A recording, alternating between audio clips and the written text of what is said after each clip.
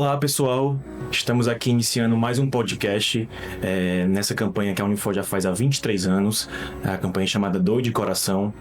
Eu me chamo Davi, sou aluno do 4º semestre de Medicina aqui da Unifor e faço parte da Liga de Nefrologia e Transplante Renal. Hoje nós vamos conversar um pouco sobre transplante, com a doutora Paula Castelo Branco Fernandes. Ela é médica nefrologista, chefe da nefrologia e da unidade de transplantes do Hospital Universitário Walter Cantillo, da UFC, e também professora do curso de medicina da UES. Ela vai coordenar o mestrado profissional em transplantes lá na UES. Então a gente vai ter um bate-papo hoje para conhecer mais um pouco da história da professora Paula, como é que é a vida dela no transplante. E para começar, professora, queria entender o que é que motivou, a você a escolher essa área tão bonita que é a área dos transplantes de órgãos, Inicialmente eu queria agradecer o convite, a oportunidade de estar aqui participando dessa campanha que é tão importante. O que me motivou a escolher nefrologia foi o contato inicial com alguns professores, o professor Dr. João Batista Evangelista Júnior, que era meu professor. Eu fui bolsista de iniciação científica e comecei a me apaixonar pela área da nefrologia. E como ele trabalhava com transplante renal, ele foi nos motivando a escolher essa área também. Legal. E quais foram os maiores desafios para você, tanto pessoais como profissionais, nessa especialidade dos transplantes?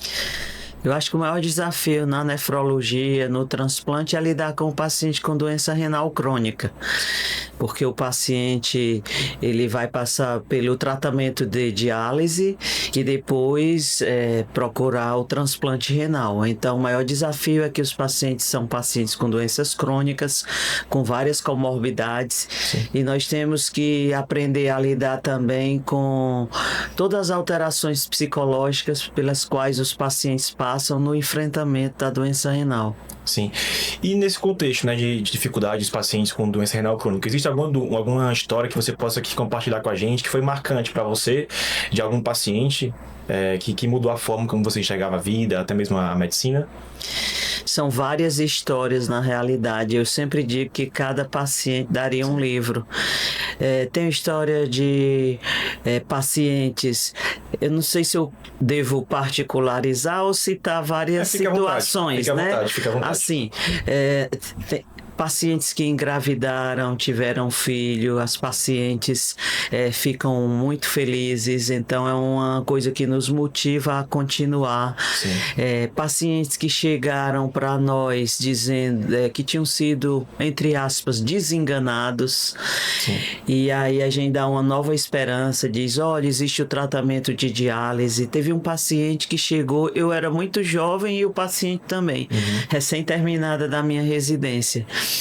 E o paciente veio de uma cidade na região, ele é de Crateús, mas estava trabalhando na região centro-oeste. Sim.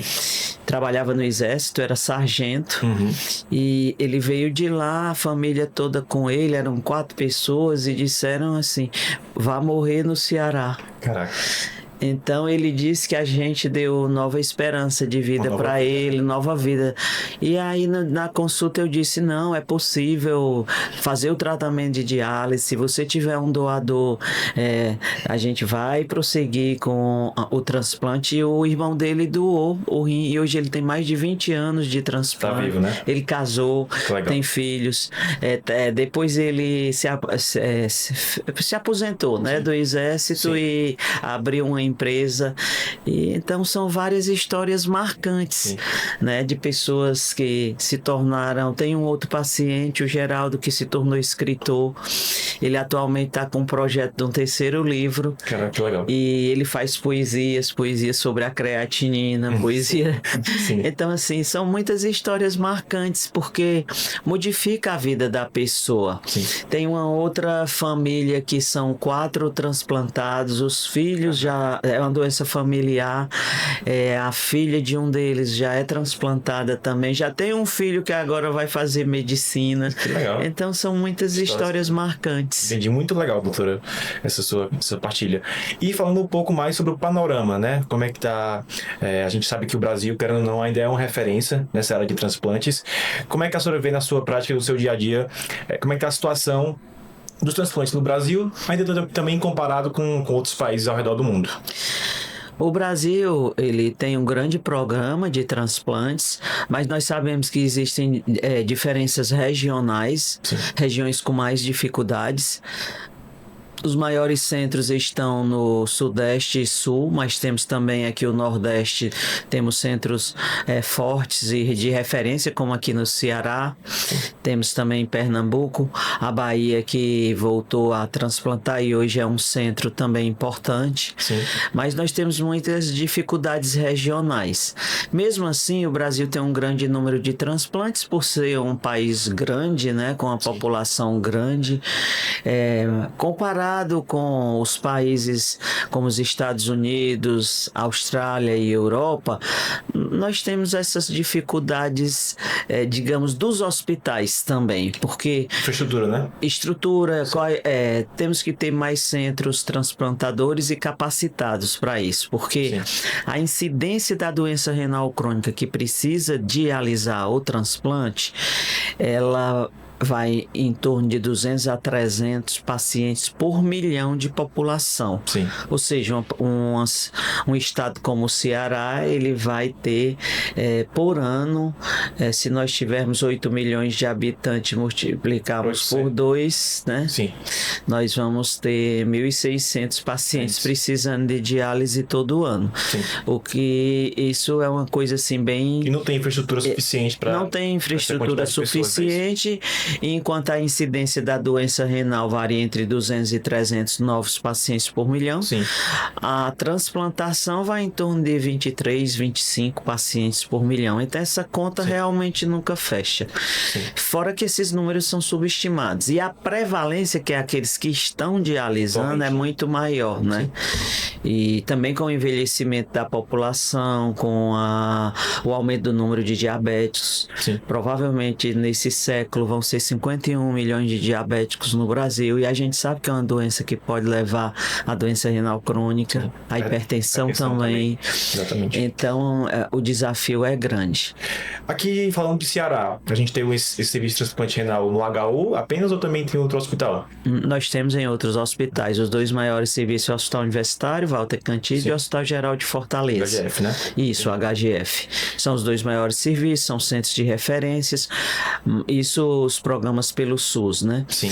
E nós temos hospitais conveniados também, que quando o nosso hospital, digamos, os leitos estão ocupados, a gente pode fazer parceria com hospitais privados. Entendi. E existem programas de transplante já em Fortaleza, pelos hospitais conveniados, como o Hospital da Unimed, o Hospital São Carlos, que inclusive faz transplante de fígado pelo SUS, o Hospital Multiclínico, o Hospital São Camilo. Acaba aumentando a infraestrutura. Acabou aumentando a infraestrutura, os serviços se organizando e fazendo o credenciamento.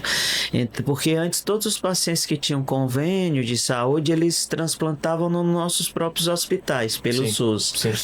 Mas com a regulação, as agências reguladoras de saúde, o cadastramento dos hospitais, esses hospitais também fazem transplante. Mas o paciente, mesmo no hospital particular, ele vai seguir a fila do SUS, né? Porque a fila é única. Sim. Na verdade, é o seguinte, o paciente está cadastrado e quando o órgão aparece, ele pertence entre aspas, né? A vez seria daquela pessoa. Sim. Independente, então o órgão vai para a pessoa. Se ela está cadastrada no Hospital X, ela vai transplantar lá. Entendi. Doutora, e quais são os órgãos que hoje em dia são mais transplantados e quais são aqueles que têm mais dificuldade de doação, que você acha que ele precisa de uma melhora, tem uma demanda grande, precisa de uma melhora? Realmente o maior número de transplantes é de rim. De rim, né? As córneas também, nós aqui no Ceará temos um grande número de transplante de córneas, depois vem fígado, coração. Entendi. E depois pulmão, pâncreas. Sim. A maior dificuldade pela característica do transplante, pelo órgão que precisa ser um tempo de isquemia menor, aquele tempo entre a notificação da morte encefálica e o transplante, o pâncreas, o pulmão, né, e o coração, que tem que ter um tempo de isquemia menor. Entendi. E temos algumas dificuldades de outros transplantes, transplante de intestino, transplante de outros órgãos, que aí precisa, aqui no Ceará nós não fazemos ainda. Tem que mandar para outro serviço. Isso. Entendi. Doutora, e falando um pouco mais sobre esse processo de doação de transplante, como é que é na prática o processo de identificar um doador até realizar esse transplante? Como é que funciona essa logística? No transplante de rim, o paciente ele vai e se cadastra no ambulatório de pré-transplante renal, porque o paciente com doença renal crônica, ele fica num programa de tratamento de diálise, fazendo hemodiálise ou diálise peritoneal. Então ele vai para um dos hospitais, o maior número é nos hospitais públicos, Sim. o Hospital Universitário Walter Cantido, o HGF. Ele vai para o ambulatório de pré-transplante, ele faz um cadastro, ele fica sendo acompanhado por um médico, o médico vai solicitar os exames. Quando ele está com os exames realizados, ele vai para uma lista. Sim. Essa é a chamada lista de espera que a gente encaminha para a central de transplantes aqui do estado. Sim. Então, então ele fica listado. Sim. Quando aparece o doador, ele é chamado.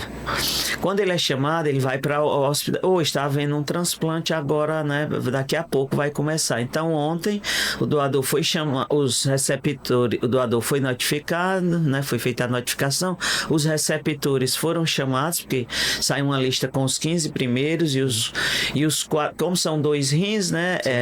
Para o primeiro, o segundo e o terceiro e o quarto ficam na reserva, porque caso dê algum exame com problema, às vezes o paciente está gripado, teve alguma intercorrência, Sim. Então tem os reservas. Então a pessoa foi chamada, se deslocou até o hospital e vai feitos os exames do pré-operatório imediato e agora ela vai ser transplantada. Legal.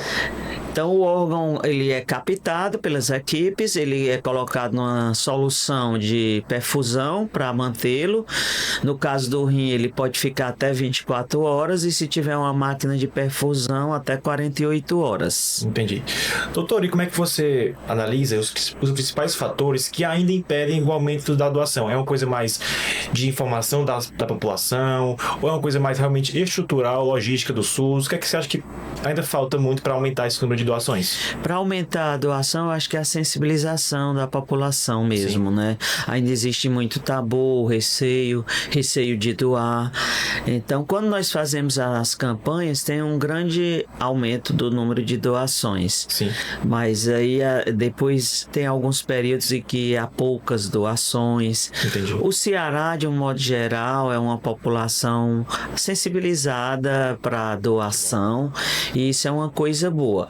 Por outro lado, se nós tivermos um aumento significativo de doações, nós precisamos de estrutura também.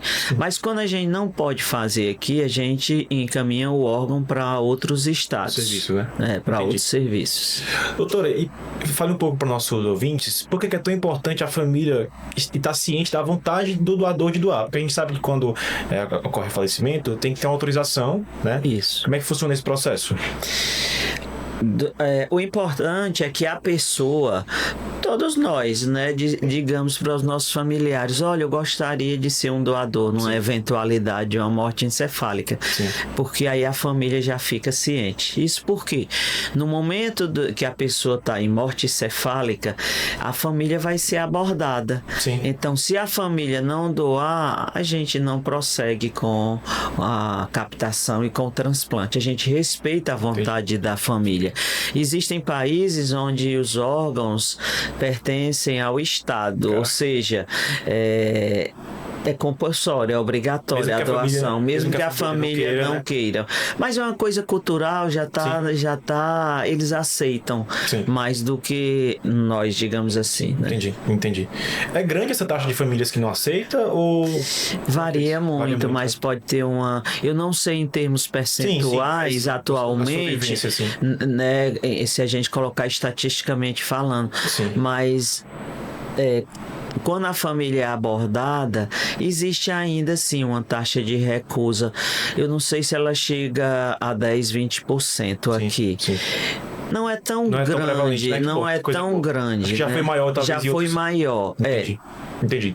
Doutora, e falando um pouco sobre futuro, sobre avanços, quais são as principais inovações tecnológicas e científicas que você vê que nessa área de transplante, que ao longo do tempo, né, você já está nessa área já faz um tempo, tem experiência, o que é que você acha que mudou de quando você começou até hoje em dia? Eu acho que o que vem mudando muitas coisas, os imunossupressores, os medicamentos, cada vez estão, os medicamentos estão mais potentes e mais dirigidos a moléculas que são importantes na rejeição dos órgãos, então isso aí mudou muito, um grande avanço. Os medicamentos, né? A própria técnica do transplante, o acesso a exames, a identificação das moléculas de HLA que vai a compatibilidade. Sim. Então esses são os grandes avanços. Atualmente tem uma terapia chamada CAR-T-cell, que é uma célula quimérica que ela está sendo usada para tratamento de mieloma, leucemias, mas ela pode, e outras doenças autoimunes, mas ela pode vir a ser utilizada no transplante dos órgãos. Entendi. Por outro lado, tem também a realização com transplante de órgãos de outra espécie, que é chamado xenotransplantes, como a Inglaterra, os Estados Unidos já autorizaram o transplante com órgãos de porcos, suínos, são raças específicas de porcos, né? Então, ainda a sobrevida do paciente ainda é muito curta, porque esse é uma área que precisa de muitos avanços ainda, mas temos isso, tem inclusive um brasileiro, Dr. Leonardo Riela, que nos Estados Unidos coordena esse programa. Temos também o rim chamado rim biônico, que ele é completamente eletrônico, que sendo desenvolvido por uma universidade na Califórnia, nos Estados Unidos, mas isso leva tempo até que possa ocorrer de forma segura nos pacientes, por enquanto em termos de pesquisa. Falando um pouco mais sobre isso, eu ia perguntar assim, se fala muito em órgãos artificiais, na impressão 3D de tecidos, isso é uma coisa ainda distante ou você acha que é uma realidade próxima pra gente? Eu acho que ainda é distante. Os órgãos 3D, como você falou, nós vimos num congresso americano antes da pandemia, eles fazendo órgãos artificiais, né, nessas impressoras 3D, mas até chegar na prática demora um pouco, se bem que a inteligência artificial pode levar a um avanço nessa área, né? Porque o avanço da inteligência artificial, ele é exponencial. E a gente ainda não é capaz nem de saber o que ela pode fazer, né? Então a gente acredita que ela seja utilizada, o ideal é que ela seja utilizada para o bem da humanidade e principalmente para o tratamento dessas doenças que são desafiadodoras, né? Mas não dá para dizer assim em termos de tempo, porque, por exemplo, uma droga nova, ela leva muito mais de 10 anos entre a pesquisa para ser testada e para chegar na ponta, né? Até chegar na ponta. Mas as pesquisas são intensas nessa área e, logicamente, o que sai hoje já se vem estudando há algum tempo. Então, eu acho que, por exemplo, esses últimos anos teve um boom de drogas que vão melhorar a doença renal crônica, a doença renal diabética. Talvez evite transplante, né? Exatamente. Então, assim, essas drogas agora, muitos que estão sendo utilizados, então tem os estudos e eles estão para sair, essas novas tecnologias. Entendi, muito legal. Doutor, aí fala um pouco mais sobre aspectos éticos. Quais são os principais dilemas éticos que a senhora vê que ocorrem nesse processo de transplante, né?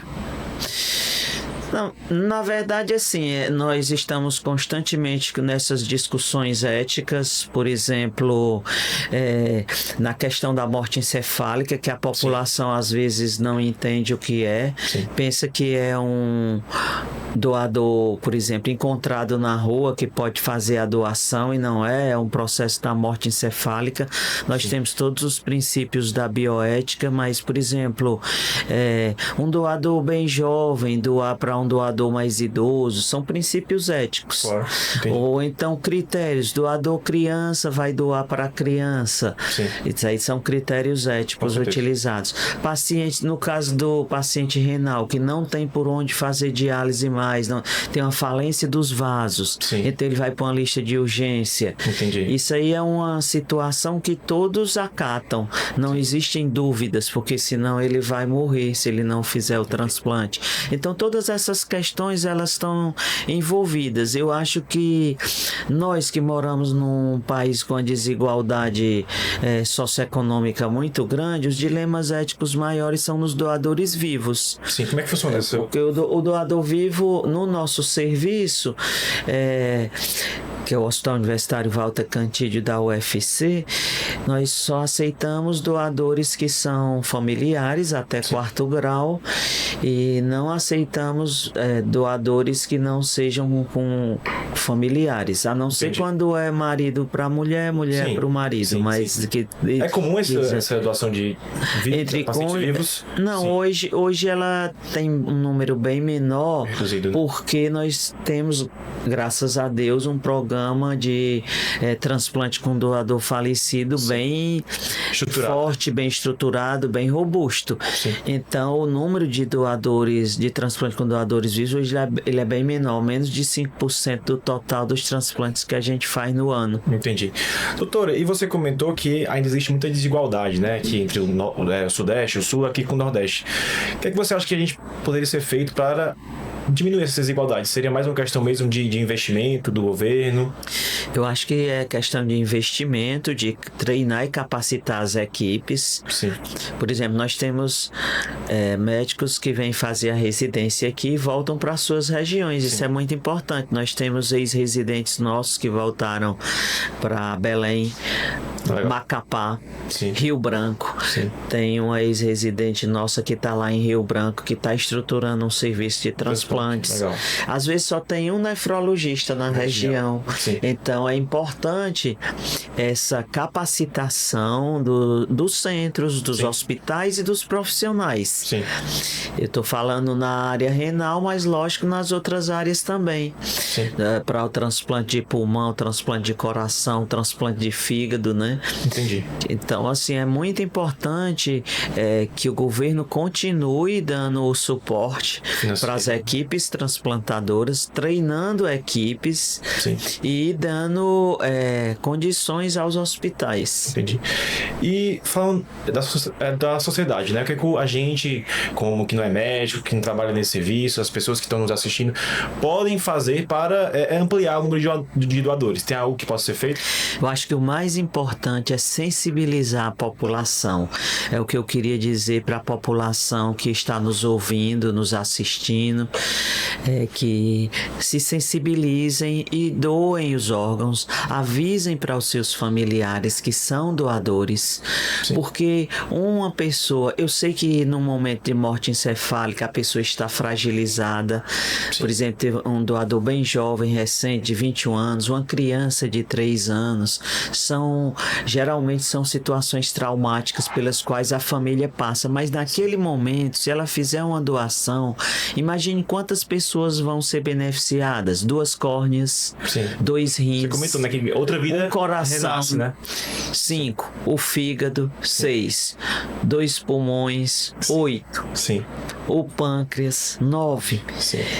Se tirar o intestino, 10. Então, assim, quantas vidas serão beneficiadas com um único doador? Eu acho que o mais importante é a gente mostrar para a população que esse processo, ele é um processo principalmente dentro do SUS, é o maior programa de transplantes do mundo, é o nosso do SUS. Sim. Ele é um programa robusto, ele é um programa sério, as pessoas podem auditar, olhar, e que ele é um programa sério. Então, o que nós podemos fazer de melhor é sensibilizar a população para que sejam doadores. Entendi. Porque não é eventualidade sinistra de morte que a pessoa possa fazer um ato de extrema bondade, digamos assim. Sim, aquela vida vai renascer no corpo de outras pessoas e vai possibilitar a mudança de vida. Entendi. Doutor, então foi mais ou menos isso a nossa conversa de hoje, certo? Eu queria agradecer a sua presença aqui e compartilhar a sua experiência na sua área. Você falou tanta coisa que enriqueceu muito nosso debate e também, né, deixar essa mensagem final para as pessoas que estão nos ouvindo, né, de incentivo tanto aquelas famílias que já autorizaram, né, a doação, como aquelas que ainda não têm a informação, para que sejam sensibilizados nessa campanha que a Unifor já faz, não é isso? Isso, eu acho uma campanha extremamente importante, essa que a Unifor faz, quem ama doa. Sim. Extremamente importante, sempre depois da campanha há uma grande elevação do número de doadores e doações. Eu queria dizer uma coisa também, existe um examezinho chamado creatinina Sim. no sangue Sim. que as pessoas devem fazer para saber se tem doença renal, pelo menos uma vez por ano, isso é importante. Sim. Do ponto de vista de prevenção das doenças. E do ponto de vista da doação é isso, dizer que nós como sociedades, nós podemos melhorar a vida de tantas pessoas com essa doação de órgãos, né? Sim. Então isso aí o nosso recado é esse. E no mês do doador, no mês da doação, no mês da doação de órgãos, que é o mês de setembro, Sim. sempre tem essas campanhas, né? Sim. E elas são de extrema importância para a sensibilização da população. E tem ajudado muito, né? Você comentou que cada vez mais as famílias têm essa aceitação, então que bom que tem efeito prático na sociedade. E sempre que tem algum programa na televisão, alguma Sim. novela mostrando doação, a gente percebe que aumenta o número de doações. E agradecer à população do Ceará por serem tão solidários Sim. e que continuem, né? Porque doar transforma vidas. Sim, então que legal. Então, gente, hoje essa foi a nossa conversa. Mais uma vez agradecer a doutora Paula por compartilhar a experiência dela, né? Então, e fica essa mensagem final aqui que a doutora Paula tão bem falou, de conscientizar a todos, né, da importância da doação, para salvar cada vez mais vidas. Espero que vocês tenham gostado desse nosso bate-papo, espero que tenha esclarecido para vocês algumas dúvidas. Doutora Paula, você queria fazer algum outro comentário? Não, só agradecer mesmo, parabenizar a Unifor por essa campanha, por continuar todos esses anos Sim. nessa campanha Sim. e que estamos sempre à disposição para participar. Que bom, muito obrigado, doutora. Então é isso, gente, muito obrigado e é isso.